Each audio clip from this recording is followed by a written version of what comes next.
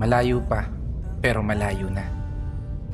Hanggang saan kaya ako dadalhin ng pangarap ko? Yan yung tanong na palaging tumatakbo sa isip ko. Na marahil, ganun din sa isip mo. Kasi kung titignan mo, kakaiba talaga yung ginagalawan nating mundo.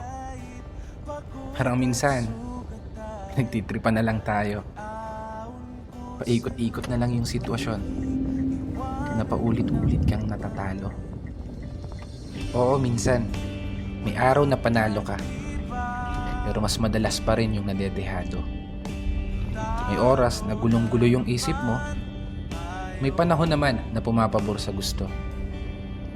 Ganito siguro talaga yung ibig sabihin ng buhay. Hindi perpekto ang tempo. At lahat nakaayon lamang sa tiyempo. Pero kahit ganon, dapat magpasalamat pa rin tayo.